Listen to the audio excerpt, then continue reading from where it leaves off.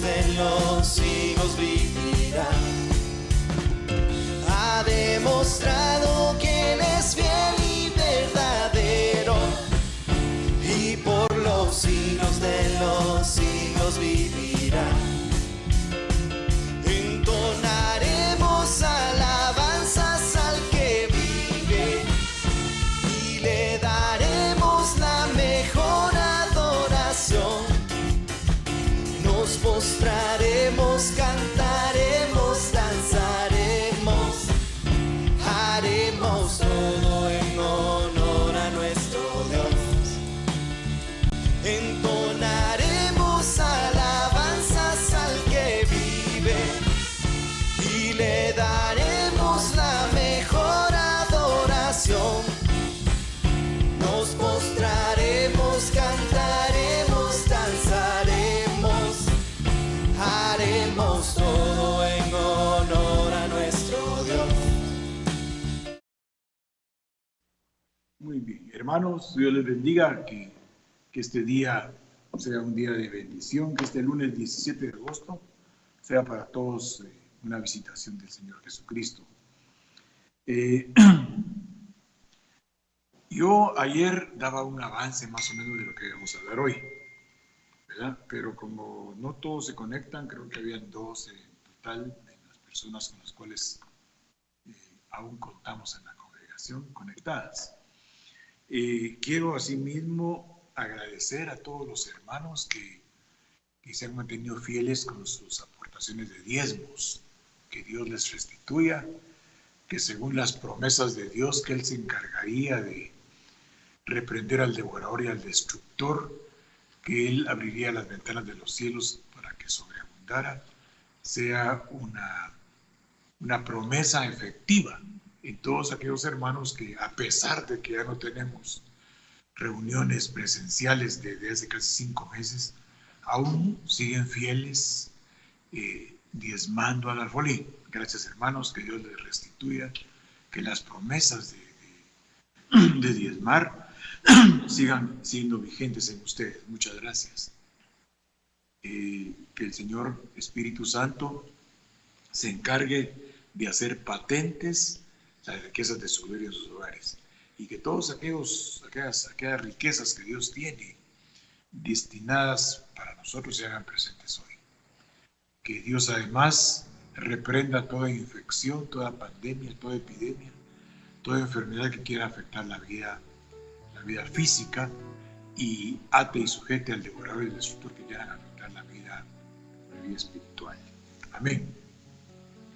Pues yo les decía a ustedes que ayer yo agregaba algo al respecto de lo que el hermano pastor Otoniel Pérez nos compartió.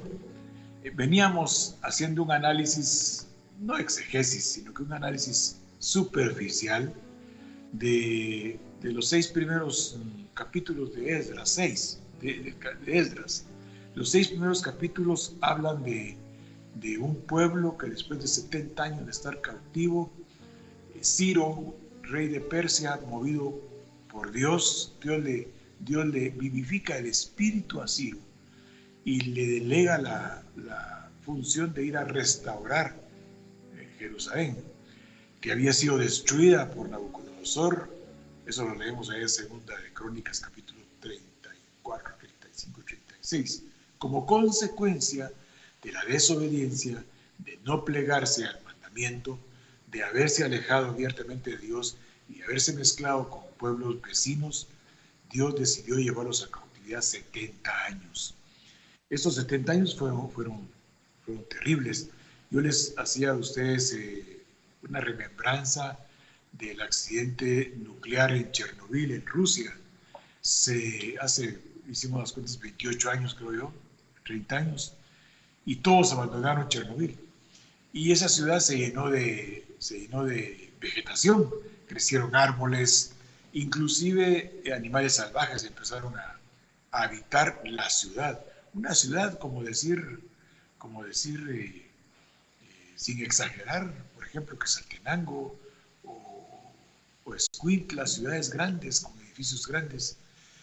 Resulta que Eh, Resulta que todo esto fue como consecuencia de un accidente nuclear. Entonces, fueron 28 años. Israel estuvo 70 años en cautividad. Cuando Israel regresa, hay una tragedia en el lugar. Ellos se encargan de empezar a hacer una restauración material, una restauración física.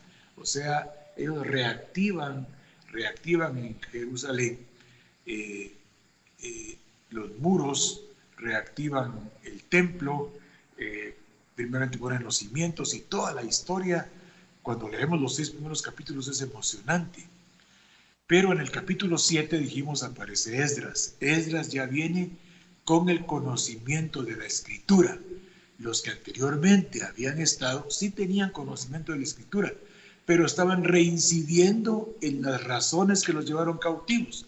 Lo que leímos en Segunda de Crónicas, capítulo 34, 35 y 36, se reactivó. O sea, nunca dejó de afectar la vida espiritual de los que habían estado cautivos. Estuvieron cautivos y con algunas excepciones, se mantuvieron plegados a lo que Dios decía. Recuérdense que tenemos a Daniel y aquellos 3 muchachos que se mantuvieron firmes en la palabra, se mantuvieron firmes en la instrucción, pero la gran mayoría de personas se mantuvieron entre 2 pensamientos, o sea, participando de las cosas que desagradan a Dios y a la vez haciendo ritos ceremoniales que eran invalidados por su conducta. La queja del Señor Jesucristo. Dice, con la boca me confiesan, pero su conducta, su alma está abiertamente lejos de la instrucción de Dios. ¿Por qué mencionamos esto? Porque fíjense, hermanos, que tenemos que estar pendientes, porque los acontecimientos están muy interesantes actualmente. Ahorita, hace un momentito hablaba yo con David y le contaba cuál es la historia así superficial, someramente, o sea, una panorámica. Israel hace la paz con Egipto en 1979. Muere Anwar el Sadat en un desfile militar. Eran gentes con una relevancia política en el Medio Oriente tremendo, Anwar el Sadat, pero lo asesinan. La causa, haber hecho paz con Israel. En 1994, Israel hace la paz con Jordania, y Jordania está bajito de Siria, entonces matan a Isaac Rabin, ¿se acuerdan? Ahora Israel en este 2020 hace la paz con los Emiratos Árabes Unidos. En otras palabras, el Golfo Pérsico, el Canal de Suez, tienen paz con Israel, mientras que Irán especialmente, que está arriba, casi colindando pero no es fronterizo, pero está al norte prácticamente, con Rusia. Según el capítulo 38 y 39 de Ezequiel, Rusia invade a Israel. Los acontecimientos dejan ver que ahora como que no lo puede mucho hacer, porque tendría que pasar por tierras que tienen paz con Israel. Interesante lo que está pasando. Pero regresemos a lo anterior. En los 6 primeros capítulos de Esdras, ellos levantan las murallas, ellos levantan parte del templo, pero no reactivan lo espiritual. Tienen muchas actitudes ceremoniales, pero no espirituales. En otras palabras, los ritos religiosos están presentes. Porque recuérdense que en los 6 primeros capítulos de Esdras celebran la Pascua. Hay cosas bien interesantes. Veámoslo solo para que usted se ubique en el momento histórico. ¿Qué tiene que ver con nosotros? Porque esa es la pregunta que surge. Pues tiene que ver mucho con nosotros. Nosotros tenemos muchos ritos ceremoniales, pero muchas veces nos olvidamos completamente de que eso tiene que surgir. El rito ceremonial tiene que surgir de una experiencia personal con Cristo, a través de la palabra activada por el Espíritu Santo. Fíjese que en el capítulo 3 de Esdras se restaura en Israel la adoración. Mire qué interesante. Restaura la adoración. Viene a mi mente cuando En el Evangelio de Juan dice que adoradores en espíritu y en verdad busca el Padre que le adore. O sea, adoradores en espíritu y en verdad. Aquí la adoración la levanta gente que tiene su corazón dividido entre las cosas mundanas y las cosas espirituales.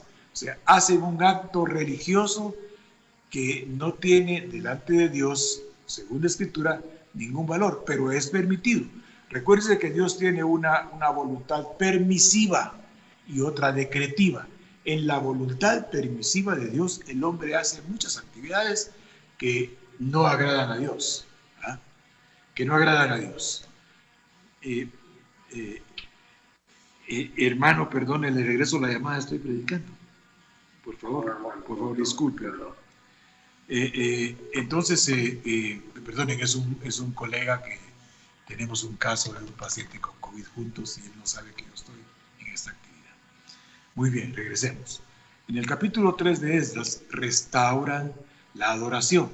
Es interesante, en el capítulo 3 de Esdras, en el verso 18, comienza la reedificación del templo. Y cuando empieza la reedificación del templo, estas personas que habían levantado la adoración tienen una experiencia que siempre me impresionó a mí.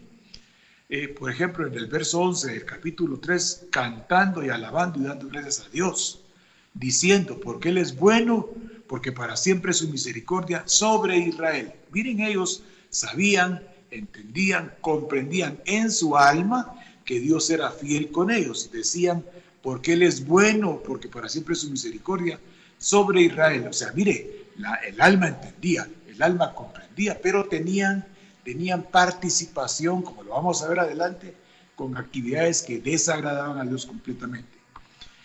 Y todo el pueblo, dice el verso 11 del capítulo 3 de Esdras, y todo el pueblo aclamaba con gran júbilo, alabando a Dios porque se echaban los cimientos de la casa de Dios.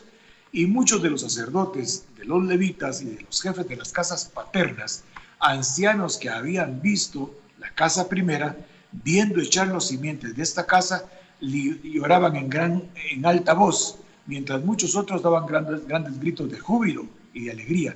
Y no se podía distinguir, dice, el clamor de los gritos de alegría, de la voz del lloro, porque clamaban al pueblo con gran júbilo y se oía el ruido hasta lejos. Era un acontecimiento religioso. Eso es lo que tenemos que, hermanos, es lo que tenemos que nosotros que entender.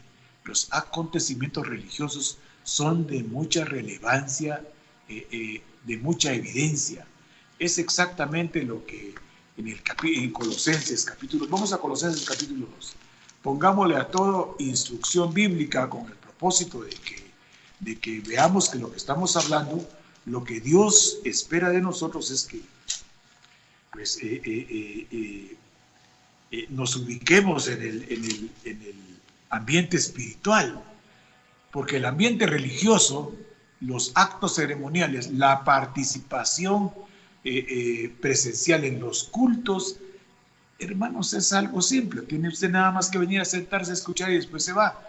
Pero la idea es que los tiempos están cercanos. Cuando yo le decía a usted que Israel hizo la paz actualmente con los Emiratos Árabes, estamos comenzando a ver cuando todos digan paz y seguridad. Es interesante el aspecto. Por supuesto que este 2020 tiene que dejarnos una enseñanza absoluta, no solo por la experiencia de la pandemia, sino que con evidencias en el campo de los 6 escenarios, donde Israel, el sistema mundo, están, y por supuesto Babilonia, están actuando de una manera evidentemente franca. O sea, Israel, Babilonia y el escenario mundo, que son los sistemas, están actuando actualmente. O sea, están teniendo una gran relevancia. Pero paralelo a eso, la familia se está potencializando porque Dios permitió que todos regresáramos a la casa, lugares del cual nos habíamos olvidado por los múltiples compromisos. Aún el escenario cosmos, el escenario tierra y el otro escenario iglesia, aunque parece que están detenidos, están actuando fluctuantes ante las circunstancias que se están dando a nivel mundial, pero la familia es la relevancia ahorita que tenemos que tener pendientes. Entonces quiero asociar los versos del capítulo 3 de Esdras con lo que dice aquí en Colosenses capítulo 2, verso 20. Dice, pues si habéis muerto con Cristo, Colosenses 2:20. Quiero decirle esto, hermano, porque la razón por la cual nosotros recibimos a Cristo es para que nuestros pensamientos, nuestros caminos sean mudados según a Dios le agrada. De todos modos, únicamente sabemos cuál es la buena voluntad, agradable y perfecta de Dios, si nosotros mudamos nuestros pensamientos. Nosotros voluntariamente dejamos que el espíritu de la palabra se apropie de las conductas diarias de nuestra vida, valga la redundancia, diaria. O sea, tiene que haber coherencia, tiene que haber relación abierta entre lo que pensamos espiritualmente a la luz de la Escritura y lo que vivimos. No podemos romper esto porque entonces dejamos de ser cristianos. Tenemos que tener la Escritura manifiesta en la conducta. Mire pues lo que dice Colosenses 2:20. Pues si habéis muerto con Cristo en cuanto a los rudimentos del mundo, ¿por qué como si vivierais en el mundo se somete usted a preceptos de orden mundano, tales como no manejes, ni gustes, ni aun toques, en conformidad a mandamientos y doctrinas de hombres, cosas que se destruyen con el uso? Tales cosas vienen a la verdad a tener cierta reputación de sabiduría en culto voluntario. Mire qué interesante. Los actos religiosos tienen evidentemente una gran reputación de sabiduría en culto voluntario, en humildad y en duro trato al cuerpo, pero no tienen valor alguno contra los apetitos de la carne. Estos textos son importantes. Estos textos son impresionantemente importantes hoy. La superficialidad con la cual hemos nosotros abordado la Escritura, tenemos que ir pensando en ir cambiando a la luz de la Escritura con la ayuda del Espíritu Santo y tomar el camino. Recuerde que Cristo nunca dijo que era la meta final. Él es el camino, Él es la verdad que nos lleva a la meta, Él es la vida que nos lleva a la meta, pero el Espíritu Santo es el que nos permite caminar en ese camino.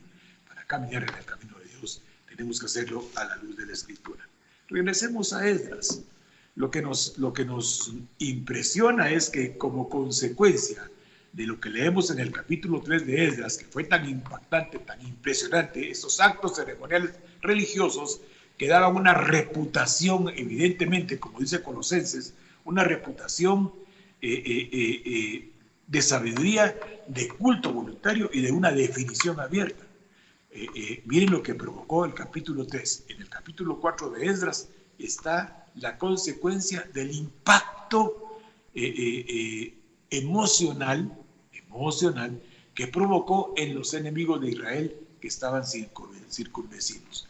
Dice, cuando los enemigos de Judá y de Benjamín, capítulo 4 de Esdras, verso 1, vieron que los que habían venido de la cautividad de Babilonia edificaban el templo de Dios, vinieron a Zorobabel y a los jefes de las casas paternas y les dijeron, recuerde que Zorobabel salió de Babilonia al frente, desde el punto de vista religioso, como sumo sacerdote, al frente de Israel. Dice, vinieron a Zorobabel y a los jefes de casas paternas y les dijeron, edificaremos como ustedes, porque también nosotros buscamos a nuestro Dios y el Dios de ustedes, y a él le ofrecemos sacrificios desde los días de Sarjadón, rey de Asiria, que nos hizo venir aquí. Estos eran samaritanos. Ellos tenían, según lo entendemos nosotros al leer el capítulo 4 de Juan, los samaritanos eran una mezcla de judío y de sirio. Había salido una raza muy poderosa con la inteligencia del pueblo israelita, pero con la agresividad y la idolatría del pueblo sirio. Es interesante que veamos esto. Entonces dijeron, nosotros somos igual que ustedes, adoramos al mismo Dios, entonces permítanos que nosotros les ayudemos. igual que la conversación de la samaritana con Jesús. Nosotros adoramos, dijo la samaritana. O sea, ella era adoradora. Es más, ella le dijo, nosotros esperamos que venga el Mesías. O sea, mire cómo las cosas no cambian absolutamente en nada. Cambian los tiempos, pero las personas no cambian. Los tiempos pueden mudarse en alta tecnología o lo que usted quiera, pero las personas, cuando no provocan interiormente cambios sustanciales en su vida espiritual, mantienen sus posturas, porque la samaritana estaba replicando lo que el capítulo 4 de Esdras dice. Estas personas les dijeron a los hebreos, nosotros somos igual que ustedes, adoramos al mismo Dios, permítanos ustedes trabajar con ustedes. Nosotros ofrecemos sacrificios desde los días del rey de Asiria, que nos hizo también venir aquí a nosotros a la cautividad. Pero Zorobabel y los jefes de las casas paternas los conocían. Sabían que ellos, aunque tenían prácticas religiosas muy similares a las de ellos y ofrecían sacrificios y holocaustos muy similares a la de ellos, no pertenecían a la extirpe, a la genética israelita.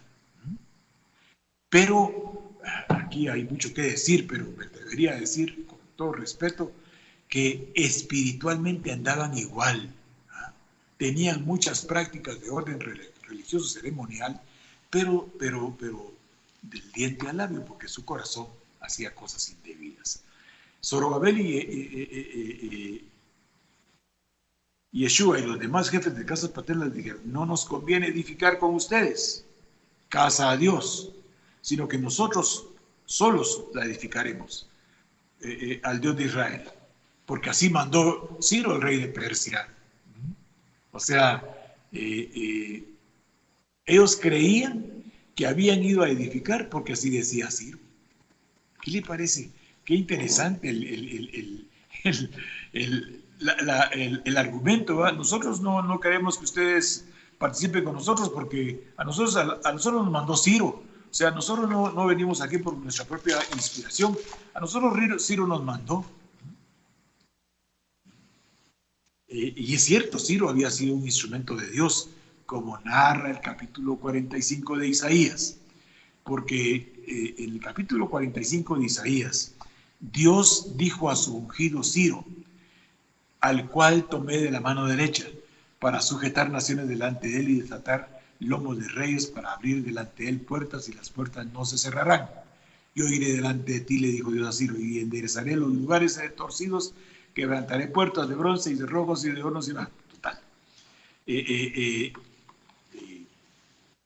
Ellos nos dijeron, pues mira, nosotros tenemos dentro de nosotros una definición con las cosas de Dios, y los mandamientos nos impelen a nosotros a construir. Ustedes no, porque ustedes son religiosos y tienen mezclas ceremoniales y holocaustos ceremoniales que no agradan a Dios. Por lo tanto, a nosotros nos compete por inspiración divina actuar. No, dijeron, Ciro nos mandó, y como Ciro nos mandó y a ustedes no los mandó, entonces nosotros nos abrogamos toda la responsabilidad y ustedes no pueden participar. No fueron claros en decirles, ustedes no pertenecen a la extirpe real, por lo tanto ustedes no pueden edificar, sino que dijeron que Ciro los había mandado. Total, sigamos en esto. ¿Por qué estamos abordando estos temas? Miren, hermanos,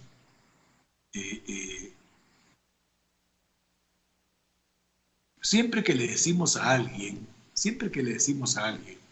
hermano, que Dios lo bendiga, que el Señor le dé discernimiento de la palabra, que le abra su entendimiento espiritual, no hay pena, hermano, eso lo hago para Dios.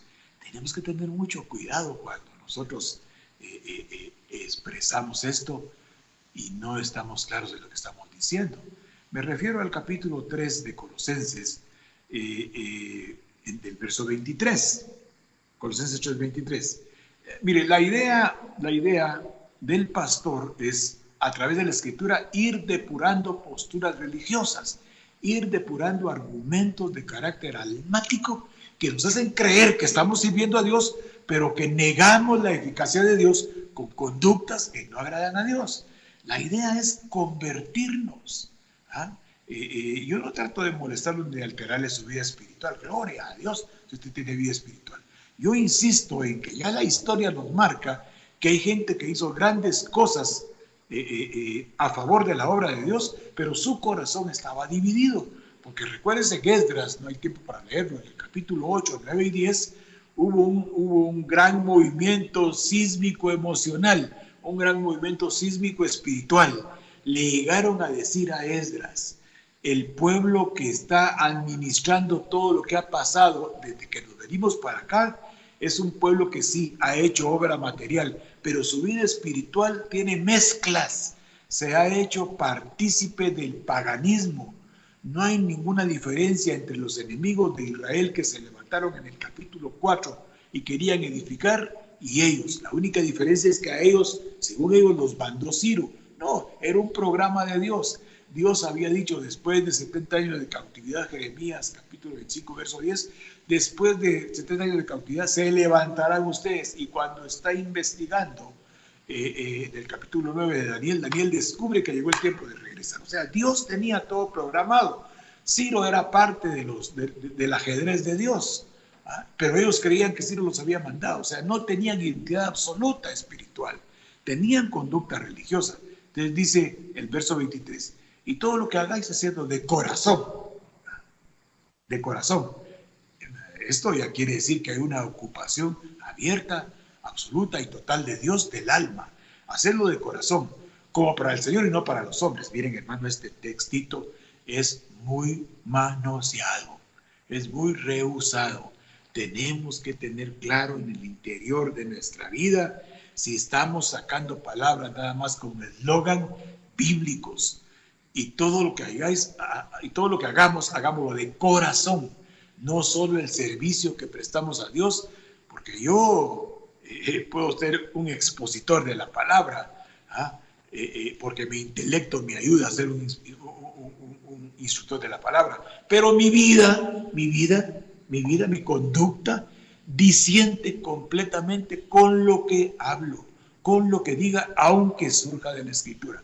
Aquellos que habían levantado todo lo que estaba derruido, que estaba destruido, ellos hicieron una obra impresionante, una obra que no prevaleció, como consecuencia que espiritualmente, aunque hicieron lo que Dios permitió, recuérdense, vuelvo a permitir, vuelvo a mencionar esto, Dios tiene una voluntad permisiva y una voluntad decretiva.